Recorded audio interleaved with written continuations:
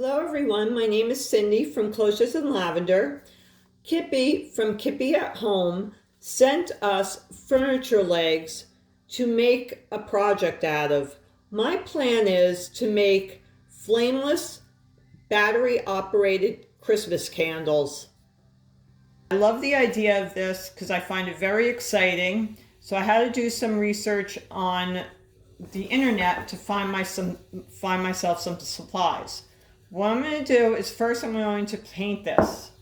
And usually my paint of choice is chalk paint. For obvious reasons, most people know you don't have to prime with chalk paint, and that makes it easy. And as well as that is it covers very quickly and it doesn't take a lot of time. So first, right now, I'm going to paint this furniture spindle or leg with one layer of chalk paint. I'm using a thin craft brush so it hopefully won't give me any streaks. And then I will let this dry and then I will go further. Okay, so I'm going to continue painting. And I'll have to do one coat at a time.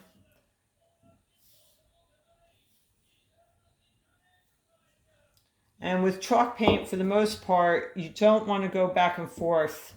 I have found over the years painting furniture that it does help you avoid getting streaks. So I try to go in the same direction and apply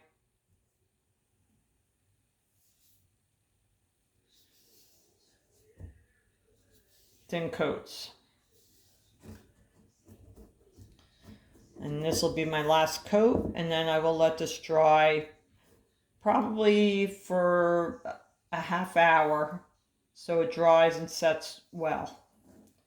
And then I will come back and add another coat.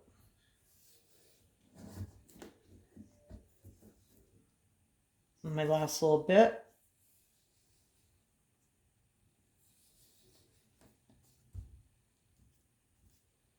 And now I will let it dry. The one thing I will also tell you is you cannot wear coats of paint. You have to give it time to dry.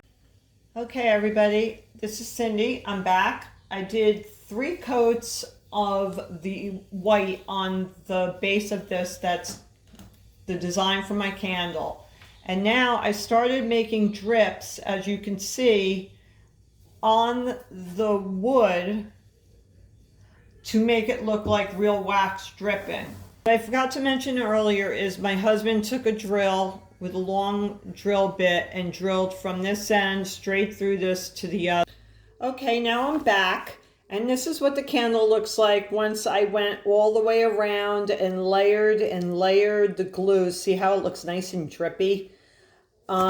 Next, my husband took one of the these flame bulbs. We always have them in our home because we have candles in every single window.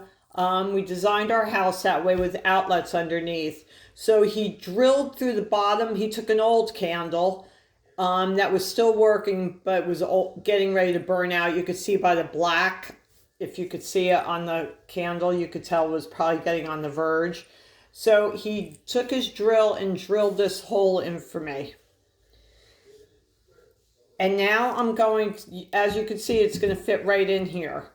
So I'm going to see how it fits in there. So now I'm going to take this and I'm going to put a little tiny bit of glue around the base just to get it ready to get held into that hole.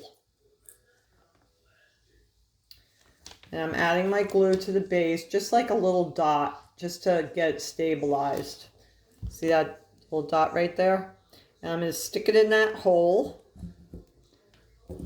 and it'll be good to go. And now, as you can see, the top is all flat. We don't want that.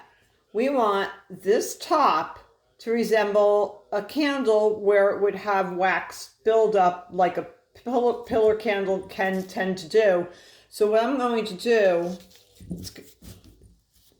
is I am going to just I'm going to begin this on here, but I really need two hands for stability so I don't get burnt. But I will add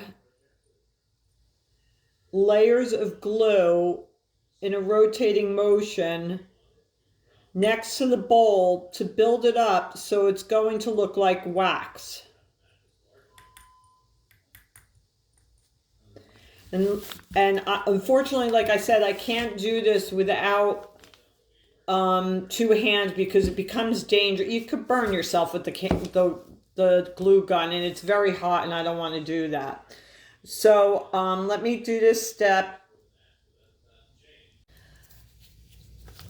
So now you could see the candle I filled in all around here with wax. So it fills in like it's a real candle. Now what I'm going to do is dip my good brush. You need a good brush when you're painting. I can't emphasize that enough. I'm going to just layer a light coat of paint on all my paint, my drip marks from my glue gun to make them blend in with my candle.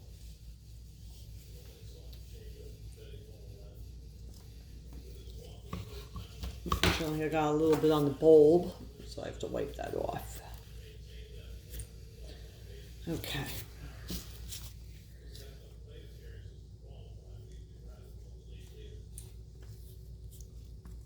And I just continue painting around all the drips.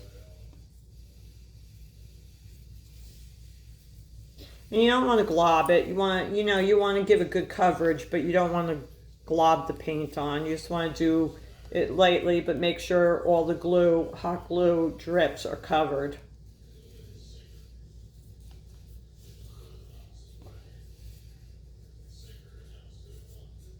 Okay, and now I'll gently, I'll be careful because I don't want to get too much paint on the bulb. I'm going to paint around the wax I added on top so it blends in like it's a candle. And I stick my brush underneath the bulb if I have to get that paint color in there.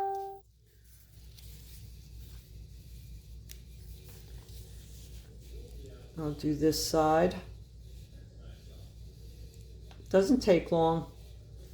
You need very little paint.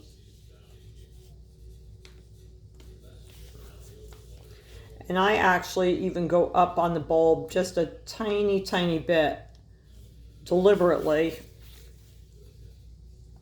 so it looks more like wax.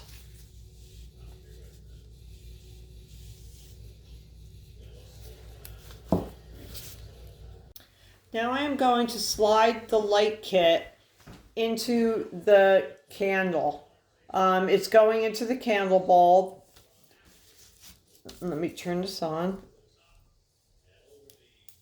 And as you can see, it's lit. Now I am adding some light brown wax to where I made the drips with the hot glue.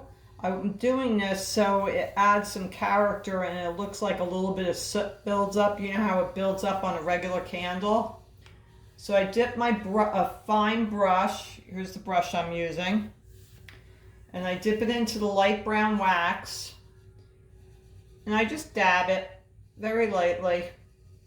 So it'll look like a little bit of soot building up on the drips like a real candle. And when I continue this, I'll do this a little heavier by the bulb because that's where the wax would naturally get the darkest. So I may have to do this portion a couple of times. And then I'll rub it in with a lint-free rag. When you do any kind of waxing, it's important that you rub it in and you use a lint-free rag. And if you notice, it's starting to take shape. I'm so excited with how this project came out. Look at this beautiful candle I made. It looks like the real thing. I am so over the top excited, and I have one little piece left, and I'm thinking maybe a votive may show up in time for Christmas. Thanks for joining me, and follow Closures in Lavender.